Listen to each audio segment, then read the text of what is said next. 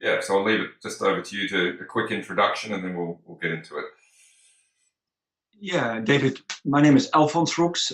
My wife is Helene Roeks. We are Dutchies from birth, and we moved to Australia in 2000.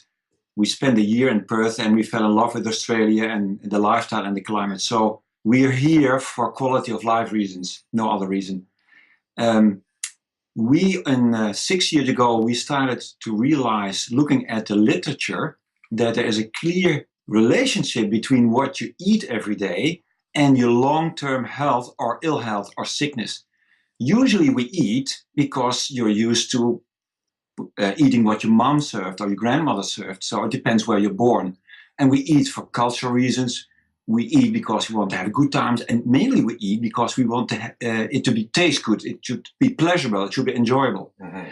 And there is immediately a trap. There is a pleasure trap, because what we found out, that what we ate traditionally, carnivores, omnivores, dairy, milk, cheese, was all important in our home country. And I trusted my mom and my grandmother, but now I came to the conclusion, after Helene and I analyzed the literature, that was not promoting our long-term health. And that's the issue. We know when you're healthy, you have 100 wishes and desires. But if you're sick, you have only one desire. Please, can I go back to normal health? If your leg is broken, we can fix it. But now we see enormous human suffering because of malnutrition. In the rich countries, we are overfeeding ourselves. And food is maybe, you should regard it as a slow killer. It doesn't affect you next week, next month, but in 20 years it will bite you. And we as a couple are on a mission to share that with as many people as possible, because a lot of people don't know. They're ignorant, they don't know. So our job is to inform the community, to people, and hopefully they will make the right choices then. So how much do you feel that that what people are eating is also affecting their ongoing behavior? Because obviously the behavior of human beings at the moment creates the outcome that we see. So you can't separate the two. I mean, why we eat comes from how we think and all that kind of stuff.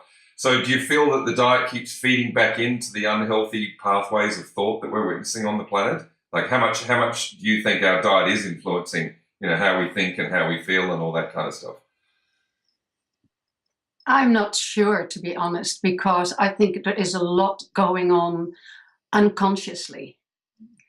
People are not aware. And we are plant-based now since 6 years. And before that, we were, like the majority.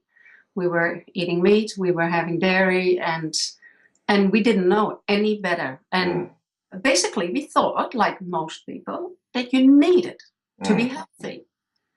And so what happens to the animals in the meat and dairy industry, that is hardly known, I think. And if you know a little bit about it, then I think you subconsciously put it away. You compartmentalize it. Mm-hmm. It's in another compartment. And I found out for myself so clearly that when we transitioned to we call it a whole food plant-based diet, that all of a sudden, this goes open. And then you see the full scale of things. Yeah. And you feel it. You realize it, you feel it. Mm. And then you think, well, how is it possible that I never paid that much attention to it? And that's a little bit in contrast. I listened a little bit to things that are online about you, and you were talking about how you as a young child were already, as in animals and protecting, and you didn't like people teasing animals, that kind of thing. Yes. And I now meet people that when they are 13, very often girls, say, no, I don't want to eat meat anymore. Because these are animals and I love animals. And then I think, why wasn't I that way? I wasn't. And I think so many other people with me weren't. And I think that has to do with how we were brought up. and what we think is the norm, the culture, the norm. Yeah, it's the question as well about behavior and food. I think a lot of people, most of us, are actually addicted to what we eat. Your palate, your taste buds are used to, whether if you're born in Italy, it would be pasta, etc. If you're born in Holland, it would be meat, potatoes, and vegetables, Yep. and so forth and so on. The people now, they are unconsciously, subconsciously addicted to food they like. For fast food is rich in fats, in trans fats, and very high in sugar. And really, our brain craves for sugar and fat. So without knowing, you go to eat more fast food, more sugary food, more fat food. So our brain craves for the food which is in the long term not healthy. So it's truly, there is an addiction which influences our behavior, but most of us are not aware. Mm. Yeah. Yeah, look, and I think that influence comes from multiple sources. I think there's just the process of putting, healthy, clean food that obviously isn't connected to, unhealthy processes of life has an effect. And also there's just the psychological knowing that you're eating something where you can maintain your integrity and you can live in the truth, and Yeah. you're not compromising yourself to get what you want, and to know that is part of it. I think it's all one. I think that's why there's so much potential future for humanity, because where we currently function from is quite small and destructive compared to how easily we could change things. Yeah. And changing our diet is the most easy, simple, straightforward thing we could start doing. And of course, by doing that, I think, Helene, as you mentioned, it starts opening up your mind to things as well. And then you start opening your mind up to everything, is what I find. But even just on a health level, like since... Yeah. Because I used to eat well before I was vegan. I was vegetarian for a long time. And like you, Helene, I still look back as I was a very caring, nurturing child, always protecting anything being hurt, saving insects when I was a little child. And I'm still dumbfounded that I look back and think that I was partaking in this habitual behavior as well, which made me really start thinking about how does the human brain work and what's going on, and to realize the addictive nature of human existence. In the main, I think humans don't realize that they're all addicts in a sense, because an addict is someone that continues to partake in some sort of substance or connection to something, even though it's unhealthy for them, but they can't stop. So I think we could fairly say we're all a bit addicted to something that's not good. But I found in my life, I still ate a healthy diet, relatively speaking, but I can see how unhealthy it was compared to what I eat now. Yeah. And since I've become vegan, every year my immune system, so that's been vegan now for about 8 years or something like that, has improved year by year. And like this year was probably my best, because I had a lot of people around me that had a lot of bad flus. And so they were breathing on me and touching me. And I even felt that the virus entered my system. And I felt it just go in there, and I had this confidence that I would be fine. And I didn't even get slightly sick. Yeah. And that's just from, of course, I think, like I said, it's two things: putting purity inside myself and living more purity, that I'm expressing outwardly from my mind. And I don't think people realize the health benefits that can come from it are quite extraordinary. I mean, you guys must have probably more insight into that than I do, because you work more directly from that side of it. Yeah. So what's, with the work that you guys do, like, and you're saying how you intend to work together and put out a strong message in the world. How do you see that manifesting for you two? Like, what would be the pathway that you're going to be walking down? Obviously, talking and going to festivals and stuff, but how do you see this happening, and for humanity to start taking this on, I guess? How do you think we go from where we're at to obviously an ideal place where people listen to you and go, of course, that is the way to go? Yeah, the answer is grassroots. Grass is plant-based, so that's a safe word to use here today. Mm-hmm. We are convinced by informing people, and that's what Helene and I have done in the last couple of years now. This year, we have given probably 15 lectures for various audiences, young and old, and every time we tell them what the clear link is between what you eat and your health. Yeah. And that's research-based. Yeah, so for instance, if you are not overweight, you eat a lot of fruit and vegetables and minimal animal products, you do physical activity, let's say 3.5 hours per week you walk, and you don't smoke. If you follow a group of people for 10 years, after 10 years, the people who could say yes to all four lifestyle issues, they had 78% lower chance to suffer from chronic conditions, cardiovascular disease, diabetes, and cancer. And all these conditions, it's very unpleasant if you're confronted with those diagnoses. So what is the strong message we tell people? And what is great, we actually empowering people to regain the control of their own health. Because typically in the West, okay, I eat, I do whatever I like, I smoke whatever I like, I drink whatever I like. And if I have a problem, I knock on the door of the healthcare system, which is free of charge in Australia, and the doctors will fix me up. So that's the wrong paradigm. We want to empower, and we do it through grassroots. Just everybody needs to know, because that is the ripple effect we're seeing. Gradually, initially we have a small crowd, and now you see people, the penny starts dropping, and we see a ripple effect. And that's very encouraging. So overall, you feel that given the audience and people's receptiveness to hearing what you've got to say, that it does get in and they do understand it and they can, apply that in a practical sense. Do you get much feedback of people that might come back and say, look, I've applied what I've learned and I'm starting to put it into real life practice? You think, yeah. Yeah, well, that is that are two steps. So just a one talk of an hour will open a few eyes and might, in the near or more distant future, mean that people gradually transition. But it is hard if you just hear the message once and then you want to change the way you eat. Then you have to change the way you cook and that kind of thing.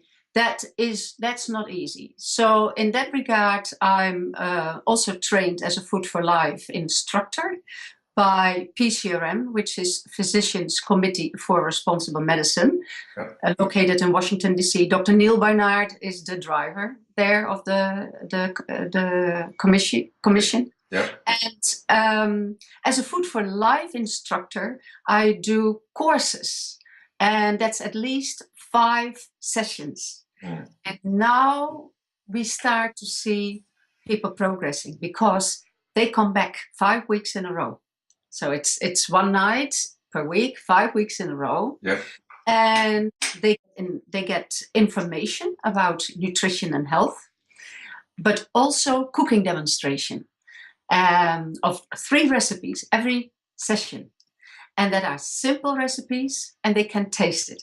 So now the message is, listen, can you see how important it is for your health? But can you also see how easy it is to put this into practice? So from week to week, I challenge them, as in, try to change something, in your breakfast. Try to change something for lunch, and ask the next week when they come back, what have you changed? What did you think? What were the difficulties? What were the challenges? And what was easy? And that courses like that are a lot more helpful. So that's another avenue that I walk to help people. And of course, that goes very gradually because I have 20 people in a group. I do maybe 3-4 courses a year. But every little step will help. Yeah, absolutely. So within that, like what the ethical side of it as well, obviously, because there's an emotional component, ethical component, health component, and all that. Ultimately, I think the ideal scenario is it all comes out as just one thing, that we see the overall benefits for, collectively as a species, individually, health. I mean, just imagine the effects it could have, let alone taking the drain off the medical system and things like that, if people were walking around in a solid, healthy space. So do you need, when you talk, do you bring in that, or do you just keep it clear on the health side, or do you sort of help people see the overall package of what you're presenting as well? Yeah, the answer is yes to both. Yeah. But our main focus is on the dimension of human suffering. But we use a beautiful globe and we say, look, there are four compelling arguments Yep. Change what you're eating. First is the human dimension, the human suffering. Secondly, you realize when you stop eating animals or animal products, you realize that you don't contribute to animal suffering.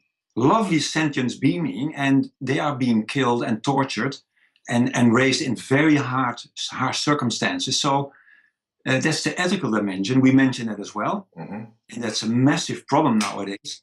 Thirdly, we know when all people would eat plants, we would have a major impact on climate change, because agriculture is the sacred cow if you talk about climate change. We talk about fossil fuels. However, we know now from good research that all animals produced, as we call it so euphemistically, they contribute probably more to greenhouse gas emission, land degradation, water pollution, deforestation than all transport together. So all planes, all ships, all cars, you can name it. So yet it's the sacred cow, we don't talk about it. So that's the third compelling reason to change what you eat. So if you take climate change seriously, well, you can install solar panels on your roof, and you can maybe walk to work rather than hopping in your car. But the major impact what you can have today is what if you change what you eat. You see 150 researchers writing a letter to the Prime Minister. You should do something about climate change. No, empower yourself and think about what you eat. And the fourth reason is, if you continue to produce food as we do now in the West, we have not enough food to feed the whole world. And Elaine, you know the figure precisely. If more people would eat plants, then we have, as we speak, and food for. They say that if animal agriculture would go away today, and we would use all the land to feed the human beings directly, because now we could feed about 4 billion people extra at this point in time. So there is an upcoming food shortage, as Alfons said, but that's not necessary. So in short, 4 compelling reasons. Yes. That we focus mainly on the human suffering because we only have an hour and a half usually to address this issue. Huh? Look, and I think that is an intelligent approach anyway, because to some degree they're more likely to listen to that. And I'm sure once that they can see the benefits of, like once you've taken away their addictions, I think their minds would open up then to seeing the greater truth of what's behind all that anyway.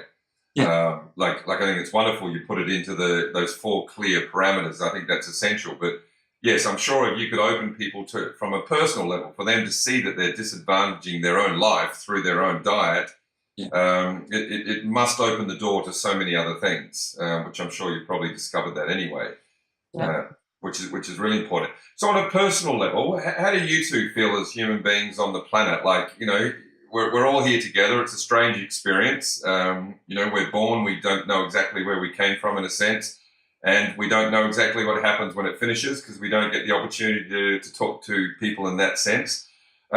So it's an interesting thing. And here we are sitting in the middle of this universe. And somehow atoms have come together and allowing you and I to have a conversation about life. What is it for you on a personal level? How are you finding it as people, I guess? What's your experience of it in that sense? Is that question clear enough? Do you mean in relation to to plant-based nutrition or just in general? Well, in general, obviously this is relevant. See, what you're doing for your work is very clearly come out of, you know, you facing truths about life and looking at the truth of humanity, our habits, our diet, and I guess I see it all as separate. But I guess there's also what I'm finding really touches people is that there's a human journey in all that, and that's what we seem to keep separate and protect too much. We protect our emotions, we protect our insecurities, we protect our fears. And it's probably all that stuff. If we could share them more, then we could get past all that stuff and start having real conversations. Because effectively, I feel that it's our fears and insecurities that stop us being real and honest with each other. And I think if we could just encourage people to be more open and share with each other, then I think we could start getting past a lot of the blocks that are stopping these kind of conversations from happening. Because obviously the whole world needs to be talking like you guys are talking and understanding what you're saying. It's obviously vital. as individuals and for the future of us as a species. But so I guess what I find intriguing is what is this for you? Like, what's the personal side of behind the journey that you're walking down? Yes, personally, I think it's just a coincidence that we arrive on this planet, Earth, and we are one of all the living beings that are on this planet, whether that are plants, animals, and we are just one of them. And after a certain amount of time, which is relative to the universe and how long the Earth is here, and is of course very, very a small amount of time. Just the amount of time we are here, I think we should spend it as good as we can and as useful as we can. And then at a certain point in time, there will be an end to it. So I'm not really very philosophical about this. I think it's so important to try to make the best of it for everyone. So, so you're saying you tend to just approach it as dealing with it as it is, without going too far beyond, in a sense, in your mind. Is that what you mean? When you said about not being too philosophical, I just thought I should clarify what you meant by that. I mean, as in religious or higher things that are going on. It's just you arrive here, you have no say in it. Yes. You don't know where on this little planet you arrive, whether it's in Africa or in Finland. You don't know what kind of family circumstances you end up in, what you will experience throughout your youth. So that's all. It's all happening to you. You have up to that moment, those moments, you don't have really a lot to say in it. Well, then you become an adult, and then you can, of course, direct your own ways and make choices.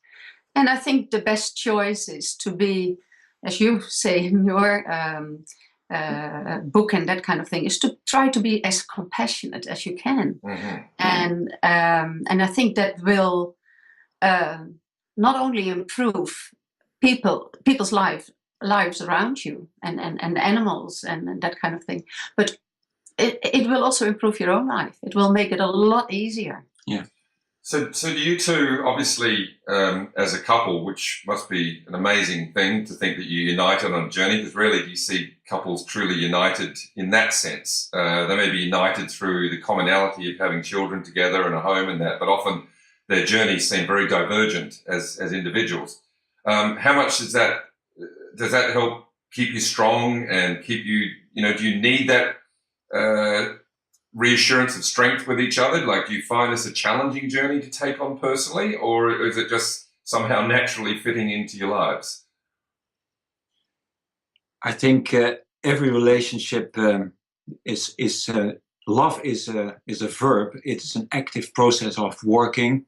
It's not. Doesn't have automatically. If you don't mind, I'd like to reflect a little bit on what the previous question. Sure. By the way, we are lucky because we live. Mother Earth is in the Goldilocks zone, and it's just not too far from the sun and not too close. So we're lucky. But what I realize when I look at human behavior at this moment, I'm very ambiguous. I have moments when I see a newborn baby, and you see the mother-baby interaction. It's very emotional. I think wonderful, beautiful. You see mothers managing families of 5, 6 children, and they're 100% altruistic. Ego, me, I, doesn't exist. When I listened to a piano concerto of Brahms last weekend, you hear the music, you think, how wonderful. I admire those people. And many more times I feel wonderful to be a human being. That's one positive thing. But on the other hand, you look at Aleppo, you look at the child abuse, you look at the refugee problem, you look at child abuse, people who are addicted, you see violence, domestic violence against women, and the list goes on. And I feel despicable. I feel I don't want to be a human being anymore. I don't want to belong to them. If you look at really how many animals are killed on a daily basis, and we don't call it calf, we call it veal, because the animal suffering is really tragic. And we don't want to talk about it anymore. You know, probably the video from Paul McCartney about if all slaughterhouses had glass walls, we would at least be vegetarian. So I'm very ambiguous. One moment I'm thrilled, I'm enthusiastic, I think we should be proud of ourselves, and the other think, how come that the same human nature can show this behavior? And it's beyond my comprehension. I'm still struggling with that concept of the human dimension with those extremes. You know what I mean? Sometimes feel I don't want to be part of the human race anymore. Yes. And that's especially when I look at how animals are being treated on such a large scale. And you see those trucks going past and with the animals in there. And then I don't want to be part of this. No, can I escape? Mm-hmm. But then I think, you know, the thing what we can do is do what we do and live by example, talk about it, try to inform people, try to reach the compassion core that is in every person. And I think that's the only thing we can do, because if everyone goes and says, I don't want to be here anymore, and just runs off, it's not going to help. You end up in a collective depression. Yeah, it's not going to help anything. No, and the word compassion, I thought a lot about, is compassion? I would lower the bar a little bit, David. I hope you don't mind. No.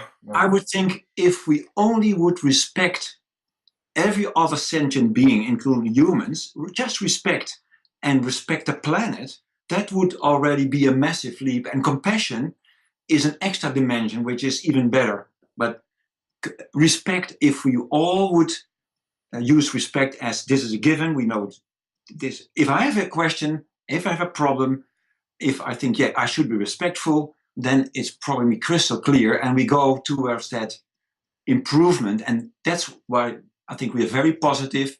We have so much in common, whether you're vegan, a vegetarian, whether you're an animal welfare activist, whether you are worried about climate change. So we have 90% overlap. And if all those people work together and share it with other people, that's a grassroots movement, I'm pretty optimistic.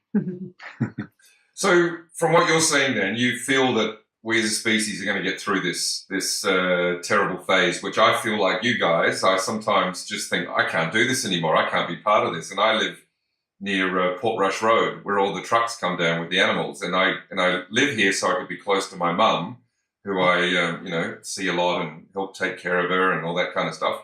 And I've got to cross Portrush Road all the time. It's almost impossible to drive down there without seeing these beautiful animals crammed into horrific conditions.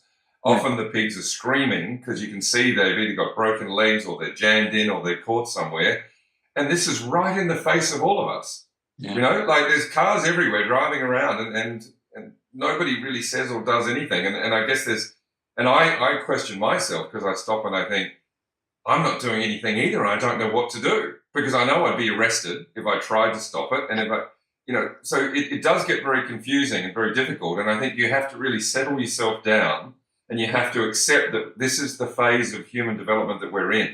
Absolutely. You know, and I agree. Look, we could all of us good people could try and run away to another planet. Let's say that was an option, but then this will never change. And I think it's not about saying other people are worse or bad people. But I think the people that have been fortunate enough, and it probably is a good fortune to have woken up sooner, yes, well, I think we have a huge responsibility to educate and to share and to inspire others and to use our own personal suffering as energy to drive us further, rather than to make us pull back within ourselves, which it can do, right? It can really make people pull inside themselves and get so depressed that they can barely want to partake in the world anymore. And I think, all emotions, I look at emotions as rocket fuel, and that we are the spaceship, and there's a huge adventure waiting for us should we allow ourselves to free our emotions up, because I think emotions are so repressed in society, and we tend to label them, and we label each other, and we judge each other. And I think if we could emotionally free up and allow ourselves to feel, which is something you can do for yourself, it's not about even expecting someone else to give me that freedom, is to give myself that freedom to feel. And so when I see the pain and suffering of these animals, and I feel their pain and suffering as I'm driving on the road as an example, I try and allow that energy not to be judged, whether it be judging the people creating that issue, or whether it be myself and my reaction. And then that can stimulate me and really drive me into a bigger place where I can do more and be more and give more and share more.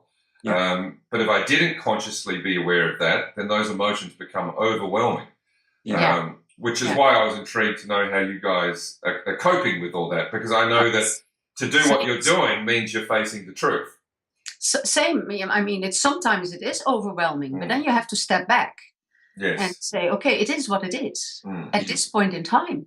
And this is the level of consciousness that we are dealing with most of the world. And I will never blame someone, because that would be very hypocritical. 6 years ago, I was at the same level, so I will never ever point a finger. And it's not helpful.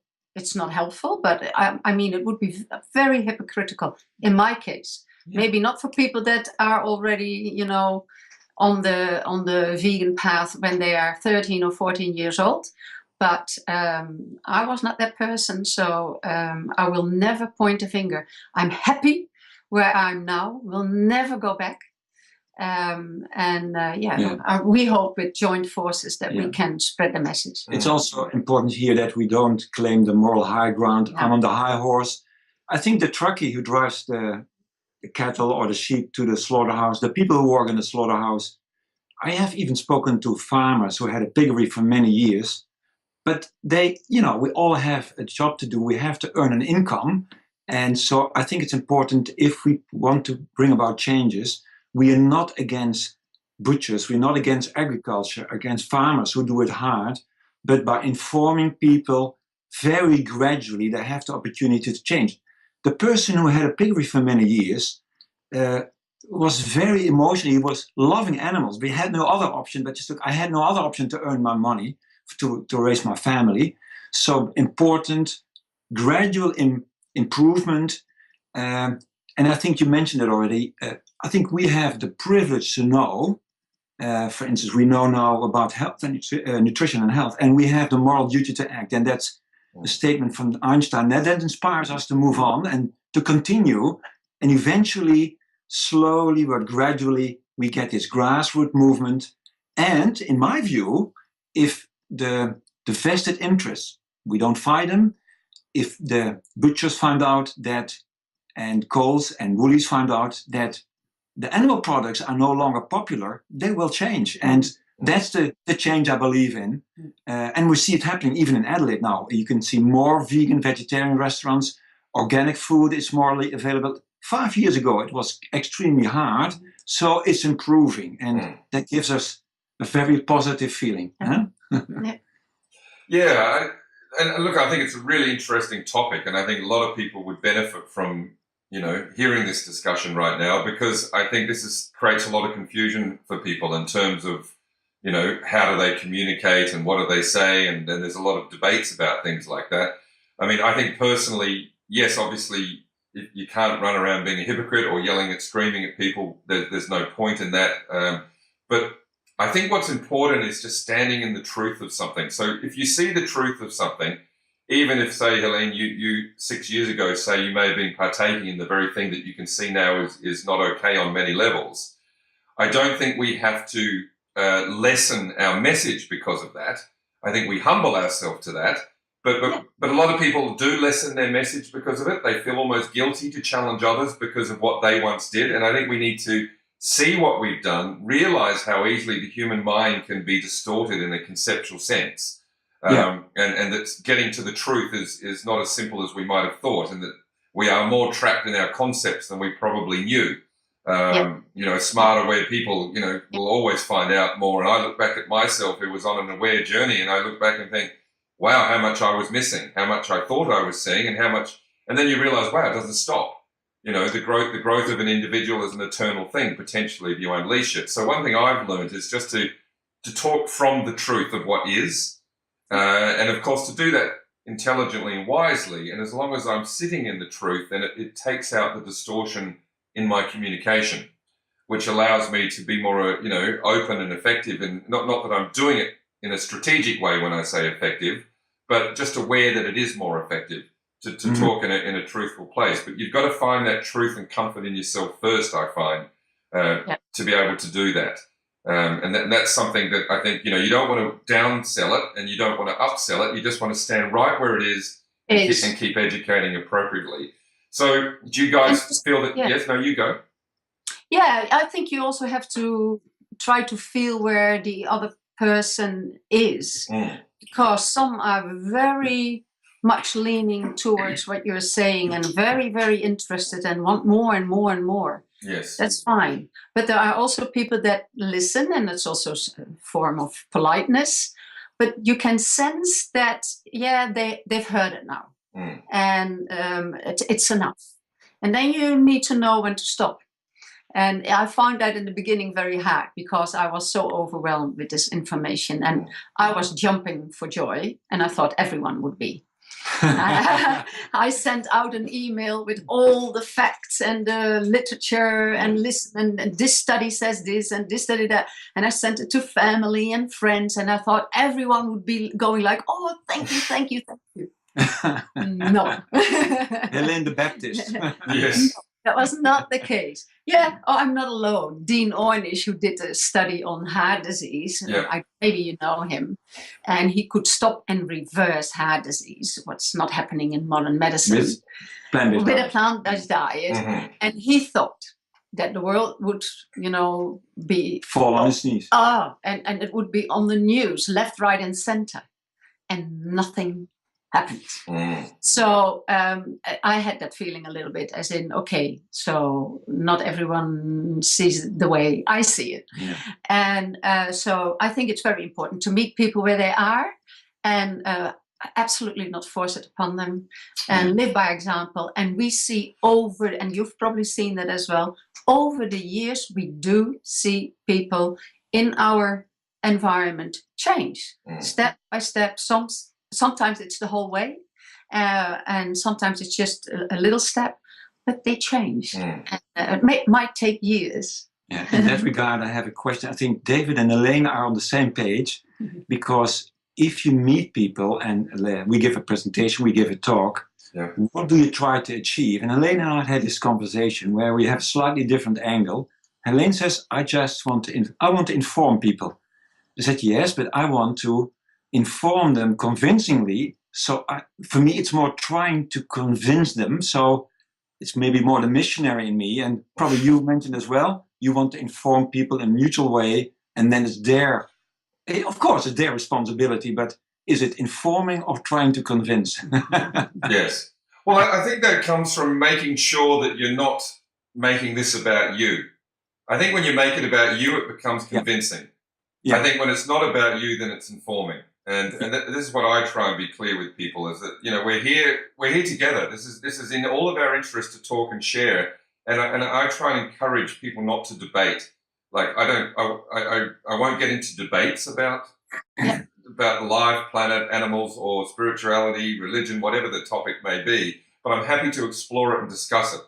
And I think that's the key. If rather than standing opposing each other, we need to stand side by side, because we're all on the same planet looking at the same condition, and we're all going to be affected by it.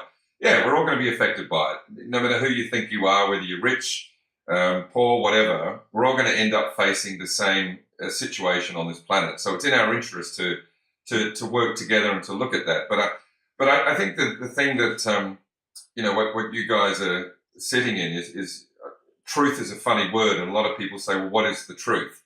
But I think there is such a thing as truth. And I think at the moment we don't live in the truth. We live in perception. And perception has an infinite amount of possibilities as to how one can see the same thing. And there's no end to it. There's an infinite amount of ways that you could have grown up being you, or me, depending on which family we grew up in, what country, what culture. So who is me? Am I the conceptual story, the story of David? Of course I'm not. I'm a person within that. And I think when you connect with that, then I think you can talk from the truth. If I try and talk from my story, then it becomes too personal. That's your ego, huh? Yeah. Well, yes, it's my ego, but I don't denounce that either. I don't see the ego as bad or wrong, but it's wrong when it tries to take over the ship and take charge, because I see the ego as a little bit like if the pilot walks away from the the controls on the plane goes into autopilot. So the ego is like our autopilot if you're not consciously taking charge and running the ship. And so I don't even see the ego as bad. I see it as just doing what it has to do until we wake up and live a conscious life, where we basically take over this human experience, not in a controlling sense, but in a loving way, where I think the ego also embraces us if we allow it to know that we're here. But we've got to invite it. We've got to, sometimes I feel like we have to accept our human self and we have to invite our consciousness in to some degree, rather than thinking that we're conscious beings waking up the human. Sometimes I find it works better the other way around, to humble ourselves to our humanness and invite our consciousness in. And the way you guys talk seems to be very much along that pathway from where I see anyway. Yeah. So that means as well, you confirm then that's the same. As human beings, we constantly evolving. It's never, let's say, oh, the business is finished now. Because when you're 18, you have certain views. And I think still, every day you can learn. I think we're permanent students, and you look around, you think, you analyze, and what can we do better? And that makes it actually a fantastic journey to be alive and be a human being. Yeah? Yes. Another common denominator is the vested interest. If you look at medicine, there's enormous vested interest in the big pharma, the companies who produce medicines. And interesting, the metaphor, the way we do business at the moment, traditionally, it's at the moment, you could say it's pills and procedures. If you see a doctor, and I say that with a lot of respect, because that's where we train doctors and students. Well, if you see a doctor tomorrow and you say, look, I feel a bit down lately, and you look a little bit not as pleasant as you look right now, probably 5 minutes later you have a script in your hand and that says an antidepressant. Mm-hmm. I'm a little bit anxious at the same. So pills and procedures, that's what the current paradigm is about healthcare, and that's what doctors and healthcare providers believe in. And that's their paradigm. And also patients. I have a problem. I have to see my doctor because I'm not used to reflect on, listen to my body, or maybe ask my grandmother or my mother because the village is no longer around me. So the vested interest, pharmaceutical industries, the medical complex, we earn good money because of people are sick. They knock on our door. Even if the economy goes pear-shaped, healthcare is always busy. Mm. If you look at the vested interest of the animal producing industry, the meat industry, the poultry industry, the dairy industry, the egg producers, they have not values as the common denominator, but profit. So I understand that Australia wants to export more animals to other countries. By the way, very cruel for the animals, but also we export chronic diseases and a slow killer to those other countries. So when you look around, McDonald's, a fantastic business. The business model is so sleek. When you look at the AFL, you see the goalposts are covered with the golden arches.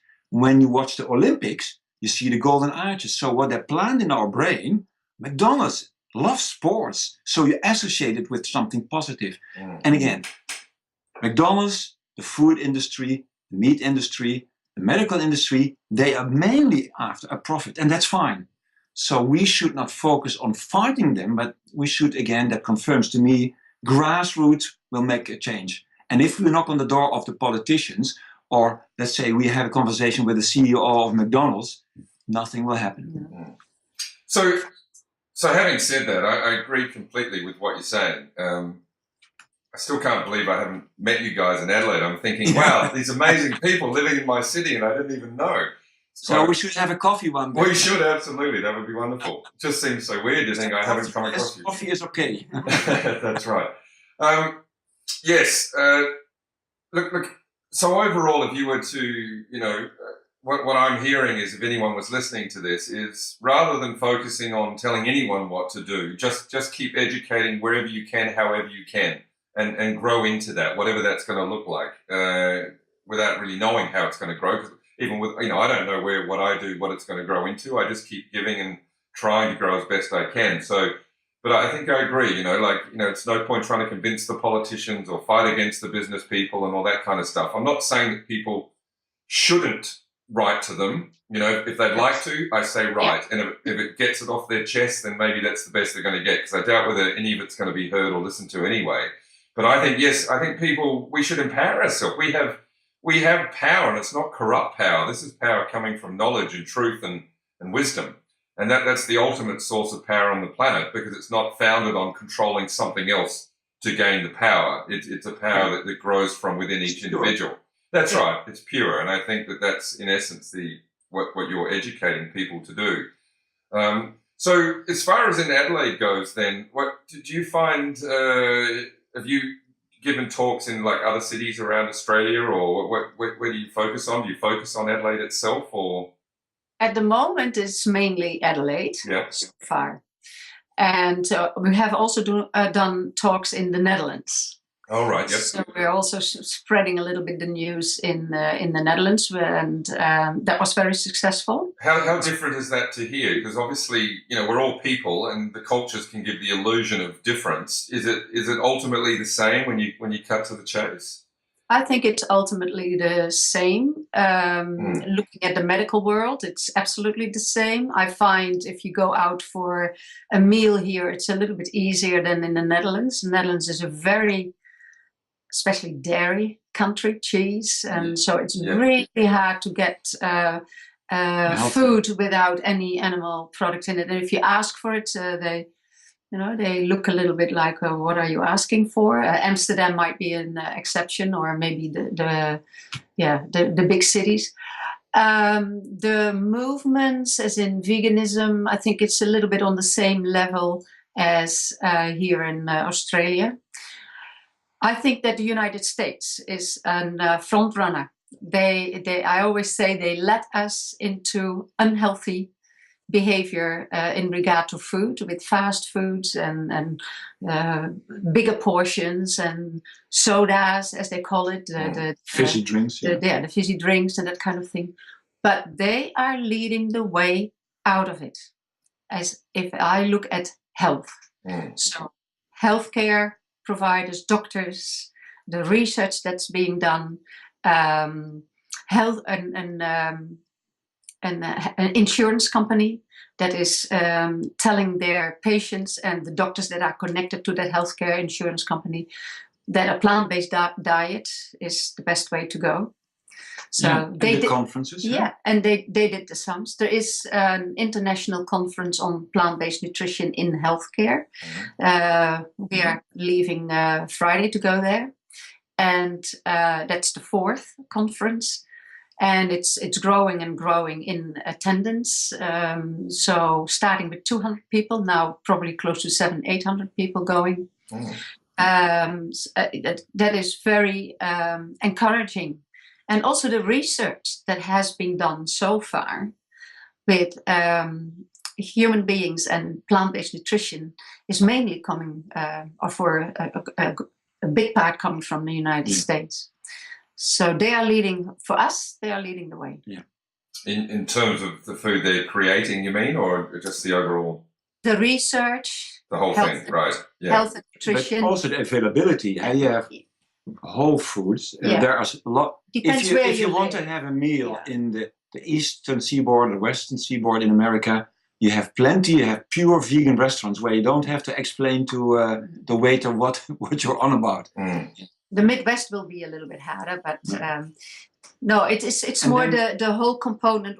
We are talking about nutrition and health, and doctors who are on board. There is now, Neil Barnard, PCRM, started a clinic at the start of this year, and that is a not-for-profit clinic. And they Washington DC. They will treat people with plant-based nutrition whenever and wherever they can, especially, of course, for chronic diseases. They will guide people and help them, not just give them a flyer and say, this is what you should be doing. That's not going to work. And but even if you come in with a broken leg, they will fix it, but then they will start a conversation. Would you be interested in having a second look at your diet? And that we talk about it. And people say, oh yeah, no, I don't mind. So that's how they try to operate and to influence the whole concept of it's pills and procedures. No, first plant-based. And then, by the way, about spreading yeah. the word, Yeah. we have the vegan festival here in November, but the month before, there's World Vegan Day Melbourne. in October. We invited to speak to the audience there as well. Oh, And nice. we went over to, and I know that's sensitive in South Australia, we went over to Victoria once more. That's when we spoke to the Organization of Animals Australia. We have so much in common, and Lynn White gave a public address here in Adelaide, and afterwards we had a chat to her. I said, look, animal welfare, if the audience start pointing at, oh, somebody needs to do something about animal welfare, the same applies here. What you put on your plate and in your mouth. So long story short, Helene gave our presentation just in the office of the headquarters of Animals Australia, and it was fantastic to experience that we have so much in common, a different angle, but actually we have 80% in common. And that's very inspiring, I can tell you. Mm. So, in what ways is it not in common? Just for interest? In what way do you feel? Animal welfare, Animals Australia is very good professional organization, and they try very gradually move away. For instance, eggs. Well, we should have eggs. We should eat eggs from free-range chicken. Well, okay. Now, yesterday we had the festival for the Muslim people. What's the festival called? Where they typically slaughter animals and eat them. That's part of the festivities, and that's being brought to our attention. But I said, look, guys, what about the other 364 days where animals are killed every day? So let's not focus.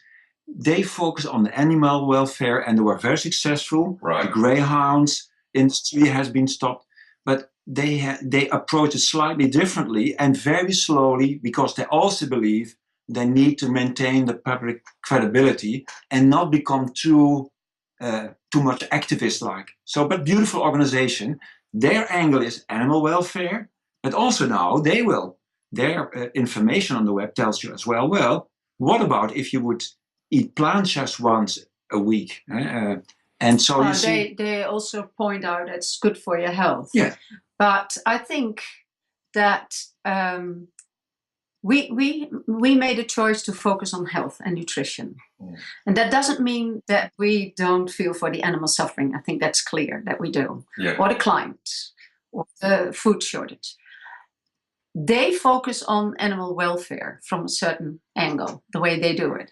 And I think it's more about not contaminating the message, because I think if we want to bring the message across that's so healthy, and we start talking about animal suffering, that might send it might send certain people away. They start to talk about animals and suffering, and I don't want to listen to that. But people might want to listen to the health message, and vice versa. There are people that absolutely want to know about animal suffering, are not that interested in health. And so I think that's what's happening. They keep their message clear towards animal suffering, and we try to keep it a little bit more focused towards health. We do understand each other. There's overlap, yeah. Look, and I think that is really important. Like, that brings up another great topic, really, because as much as I approach it, unlike Animals Australia, I talk from a complete, let's face the truth right now. And in that truth, of course, anything that is corrupt or lacks integrity or is abusive needs to stop immediately. We don't phase it out over 20 years. We don't say, okay, a little bit of cruelty is all right. Otherwise, for me personally, it gets a bit weird. And that would be like, I don't want to wean a pedophile by giving him only one child a week and then eventually one a month. And you know what I mean? It stops immediately. And that's how I approach it. Having said that, their individual campaigns, I think it's wonderful, and I encourage, everyone to do whatever it is they feel that they can do. And then rather than focusing on what others are doing and fighting against, saying you shouldn't be doing that, you should be doing what I'm doing, I think people should just get on, put all their energy into what they're doing then. You know what I mean? If you feel that you need to speak a greater truth or just talk about suffering, then be that person. You know, and there are people that focus on that. Or if you can find your strength comes from talking about the diet side, even though you're aware of the whole package, then that's essential. So I think it all needs to be there. And I think if we stop criticizing what each other's doing, as long as ultimately we're getting more information out there and getting people thinking, I think it's wonderful, because we have to be realistic that at the moment, human beings are trapped in a fairly edited small space of thought. Hence is why I've called this unedited space, because I'm encouraging the opposite to how we normally communicate, where we edit everything. We say the right thing. We do the right thing.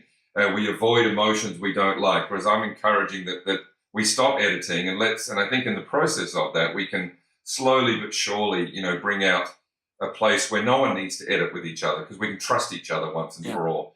Because the only reason we edit is because we're scared. Ultimately, you know, we're scared of what someone might think of us. We're scared of how they may react. We're scared whether we're going to be liked. You know, we're scared of losing something. And I think if we could just drop all that and just have the courage to realize now's the time, you know, it's a good time for us as a species to find a new way of functioning.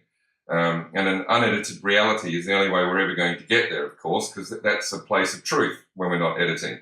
So I don't see the truth as some almighty finished thing. I think it's like what you were talking about earlier. It's a permanent unfolding of truth. And evolve. That's right. And then we evolve with the truth, in a sense. The truth is ultimately the guide. And then that takes away the need to control. It takes away the need for so many things in society. You know, I was just talking to someone earlier today where I was saying, you know, I'd love to see a world where we see the laws coming down and disappearing because we're starting to behave and trust and function well, rather than every year we see more laws because we're demanding them, because we're scared. And then the more laws, the problem with that is we all end up under the mercy of them, and they're not being enforced upon us with kindness and compassion. So it's going to turn against you in unfortunate ways, even if you haven't done anything a lot of the time. So yes, you know, for me, it's a very exciting time. It's a sad time to be alive. For me personally, I do find this a very sad experience in many levels, but it's exciting to see that the change is possible, and that we can be more, and that we can keep growing and expanding. So I presume you guys ultimately are tapping into that as well, that keeps you going, the enthusiasm of the change and the growth within us as a species. Is that? Yes. Yeah. Definitely. Interesting, the edited version of our adult behavior, that's learned behavior. When you see a young child, they say what they think, and no, you can't say that. This is, you might offend grandpa, or this is, Yes. So it's learned behavior, and now we want to go back to being spontaneous, and of course, always be respectful. That's important, and then you can share your thoughts with other people. Yeah, but also vulnerable. So don't be afraid. You might sometimes say something that was not meant to be like that, or you might have it wrong. You know, you do a statement, and in hindsight, that was wrong. That's all possible. You know, that's not really a problem.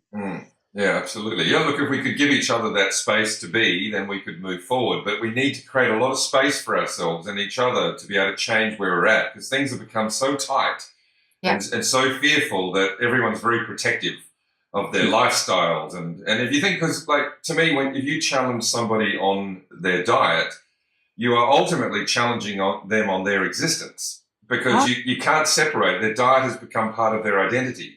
Part of their socialization, part of who they are as a person, and that's the way the human brain works, whether we like it or not.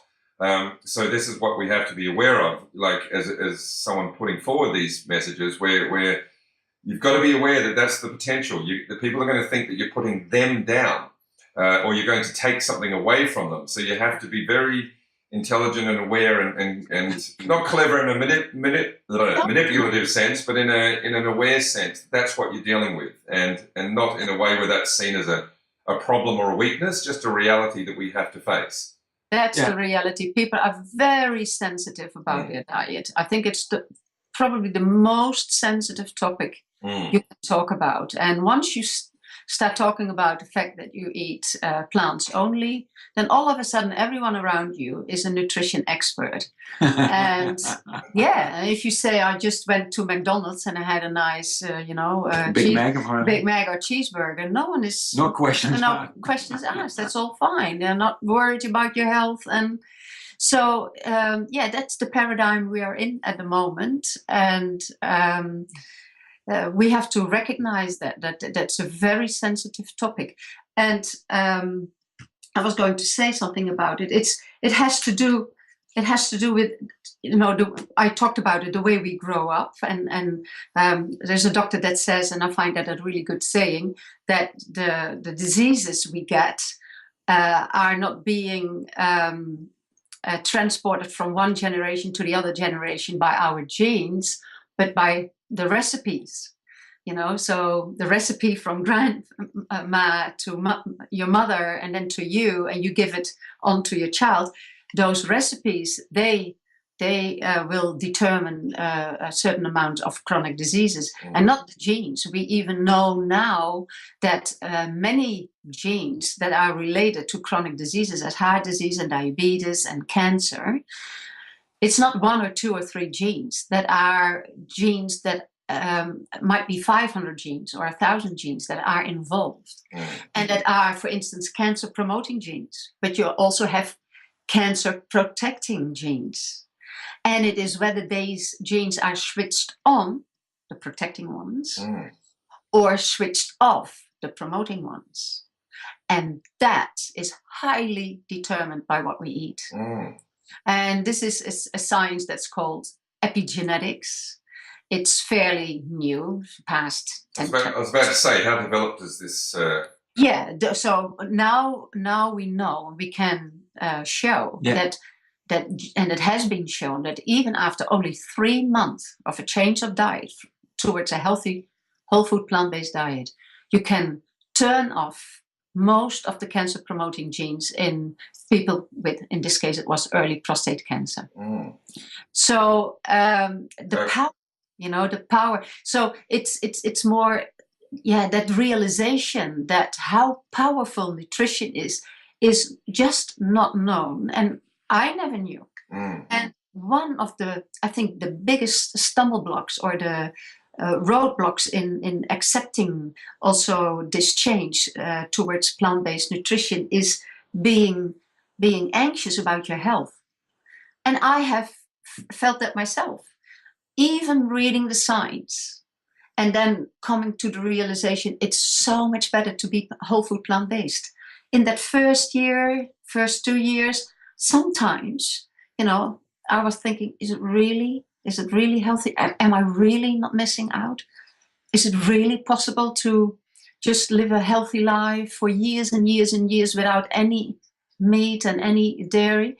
So I so understand that. And just a week ago, we were talking for Animal Welfare Club of the Adelaide University students. And they made it clear to me as well. This is so important that you talk about how healthy it is, because there are a lot of people that would like to become vegan for compassionate reasons, but they feel, the deficiency. They feel that it might be unhealthy. So they are, on the fence and think, it's probably not that healthy. And that's the information they will get, from their parents, and their environment can't be healthy if you go to the doctor. You said, I changed my diet on a whole food plant-based diet. Many doctors will respond, but that's not healthy. Dangerous. That's not healthy. So that's where we are at the moment. So do you think that the medical industry in general, obviously they're not sitting where you sit, is there any sense that they're against what you're doing at all, or is it still getting used to the new paradigm? Just getting used to it. Yeah. Okay, yeah. And Yeah. I guess the more research comes out, the more facts come out, the more truth that comes out. It's going to be hard just to fight it any longer, isn't it? To resist on any level. And I think if you look in the healthcare business, in the hospitals, we are so busy. We don't even realize, we don't we don't have time to reflect on what's now the root cause of these chronic illnesses. Mm. I think the metaphor is we're so busy mopping the floor day in, day out, that we don't realize that the sink is overflowing and the tap is wide open, and the tap is the lifestyle.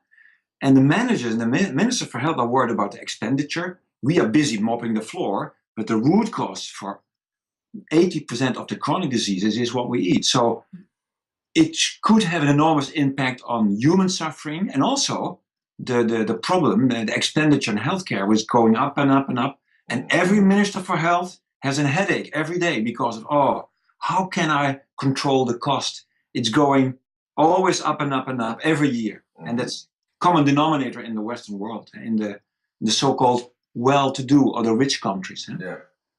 And then Sorry, you go. there is another big factor playing a role here. Alfons already talked about vested interests, but the vested interests are also trying to create confusion, doubt. Mm. And that's exactly what happened 60 years ago with the tobacco industry. When it became clear after 7,000 papers that smoking was related to lung cancer, and it's related to a lot of cancers and chronic diseases, but lung cancer, the industry, it was hard to deny for them, but that's what they were not after. They were after doubt. Mm. So they tried to influence studies and researchers and, fund certain people and institutions, that only if there is doubt.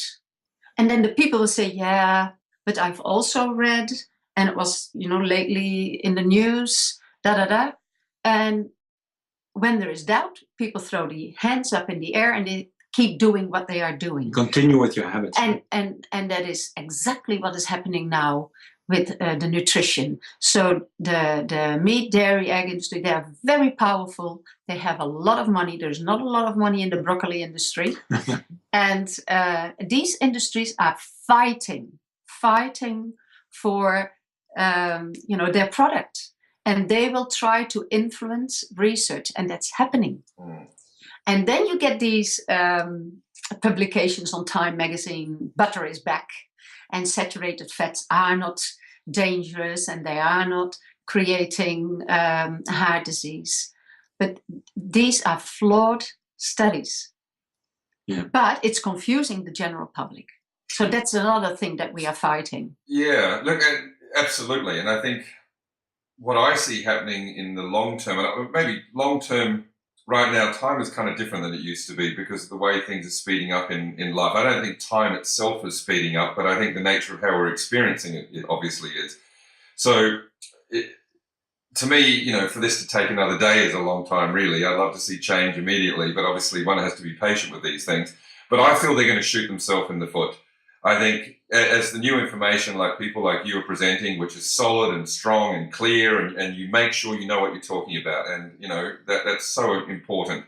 And the more that they try and make doing the opposite look fun and glamorous and special, they're eventually just going to expose themselves for the fraudulent behaviour that they're partaking in. And I think they really, it looks like it's creating confusion at the moment, but I think ultimately the truth will be the only thing that will heal the planet and heal our minds. And I think we just have to courageously just keep going and almost ignore that they're doing it, is how I see it. I almost laugh and think, yes, I see them desperate. They're desperate. They're clutching at desperation and spending lots of money to try and manipulate minds to keep on a pathway of destruction, which ultimately, once it's exposed, will be seen as ludicrous. And that's why I think, you don't need to get too worked up about it, but it's good to observe it and to understand what other people are being influenced by, because obviously that's something you're going to come up against, particularly in your travels and mine, dealing more specifically with human behaviour. Not that we can separate that, because I feel as strongly about what you talk about as I do what I share, but I don't know enough about it, so I stick to talking about what I know in the main, which is about understanding the mind and how all that works. But look, so overall, just as I'll wrap this up with you soon, because I've been held you here for a long time, and I appreciate your time, by the way. It's been a wonderful conversation. Thank you. Yeah, I've thoroughly enjoyed it. This is what it's all about for me. This is like a bit of a gift, and to know you're here, like I said, is wonderful. But do you find within yourselves as individuals, are you free within yourself to just get on and do what you've got to do? You don't have any more personal constraints or blocks or anything like that getting in the way? No, That's wonderful. it's just a no. No, That's I know this is the truth, and I'll talk about it, and anyone that wants to listen to it, great. Yeah. And people that don't want to listen to it, that's fine, and that might come in the future. It might never come. That's right. But spreading the truth. Yeah, my answer is yes, but also in the hospital where I work, I see a lot of doctors who really want to be healthcare providers and heal and improve, but we're so bogged down. A lot of doctors, very respectful, hard-working, committed colleagues, have given up because, for instance, the obesity epidemic is in the too hard basket. I don't know how to solve it, so we do bypass surgery, give some pills, and that's it. So we're not really addressing the issue. So what I want to do now, I would like to start I would call it a lifestyle clinic in my hospital, because in Elizabeth is the underprivileged community. And I would like to start as an individual, just listening, mainly to women, because as a gynecologist, and trying to find out whether there is a motivation to work towards a more healthy weight. And if I can't find that motivation, and we have maybe 20 or 25 individuals, we can provide them with the cooking classes and the demonstrations, because I think somebody has to start. So until a year ago, I felt it's too hard. And so today I feel inspired just to try it. And I promised myself and Elaine, I will do a pilot for 6 months. And after 6 months, if it's moving in the right direction, I'll continue. And otherwise, then I'll focus on other topics. Mm-hmm. Because I don't want to waste too much of my precious energy. Huh? Yeah, and I think one of our arms of trying to bring the message across is the medical community. So trying to inform doctors. So have you talked about the Grand Round? No. We have been this year we have been talking to medical doctors in the large teaching hospitals here in Adelaide. So the Ryan, Flinders, Queen Liz, Lyme McEwen. They call it the Grand Round. So every hospital has a Grand Round. It's once a week. Something scientific topic is being presented during lunchtime, and so we have been presenting this topic just to inform the doctors that this exists and that's not dangerous, that's healthy, and just that they know about it. And some are really receptive to it. I think a lot do understand it and see that we need to change something. There are always a few, I have to say absolutely a few, that might be a little bit, more resistant and ask a little bit critical questions, but that's okay. And that's another thing that we would like to do. And a conference that's now going in the United States for healthcare providers is something that we would want to bring here to Australia, and that's in progress. So that we're working on that to get a conference going here for healthcare providers, purely on plant-based nutrition and the value for healthcare. Yeah. Well, sounds wonderful. No, that's all incredible. It's very inspiring to sit here and listen to you too, actually. The way you communicate things is very easy to absorb, and I've got a lot out of it just sitting here, being part of this, so I appreciate it. Like I said, it's not my expertise, but to hear people that know what they're talking about in this area, and you do have a wonderful way of putting it across. So I think I applaud you both for what you're doing. We saw there is connectedness, there is kindred spirits, and maybe a dangerous comment to say it's petrol for the soul. I should say spirit. Petrol is no.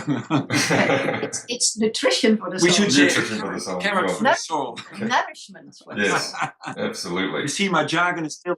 There's room for improvement. It still made sense. It was all good. Well, thank you once again, and thank you for stepping into unedited space with me. This is exactly what it's all about, and you guys have, perfect, and I really appreciate it. And hopefully, and I'm sure this will inspire other people that listen and get them thinking and exploring more and asking more questions. And that's all we have to do. We just got to keep pushing away all the silly information that's been given to us until we can find the truth for ourselves. Because obviously, like I had very loving parents, but they didn't present all this to me because they didn't know. And I've had to go on a journey to find it out for myself. And then now I've found it out. It's up to us just to continue this. And I can feel that. And it's exciting to think the more of us out there talking from what we are good at and what we can have to share, how could the world not change? So a big thank you from me. And thank you for having us. Oh, my pleasure. Absolutely. All right. Well, look, we'll be in touch anyway, and I'd love to have that coffee one day, and we'll definitely see you at the vegan festival as well. Yes. Thank you, David. All right. Thank you. Thank you for your work. All right. Good night. Bye-bye. Bye-bye. Bye.